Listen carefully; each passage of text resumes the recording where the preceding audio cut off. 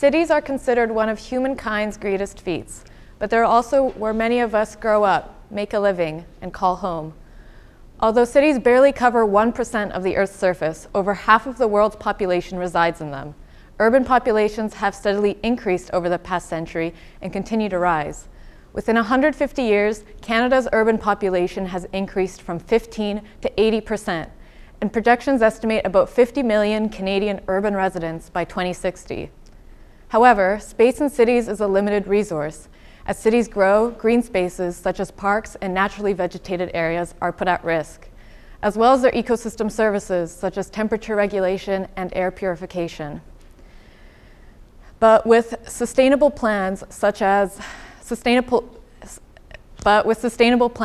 these green space losses can be mitigated and it can support greening up. Monitoring greenness in cities is necessary to account for these losses and gains through time, as well as track the success of sustainable plans. Traditional aerial and ground-based methods to monitor urban areas are costly and time-consuming. But with remote sensing technology, specifically freely accessible satellite imagery, as well as advanced processing capabilities, green spaces can be mapped and monitored more frequently, accurately, and cost-effectively. A goal of my thesis is to characterize green spaces of major Canadian cities over the past 3 decades, from 1984 to 2016. I'll extract the greenness fraction from each pixel of every annual Landsat satellite image of a given city, such as Vancouver, and summarize the change in greenness by census dissemination area over the entire time series. The color matrix on the map shows the increase in greenness over these 33 years in relation to the final greenness in 2016. Green areas on the map show areas that have increased in greenness or remained green over this time frame, and would include many or large parks or other green spaces. Red areas have lost greenness and typically include a lot of construction and development during the time series.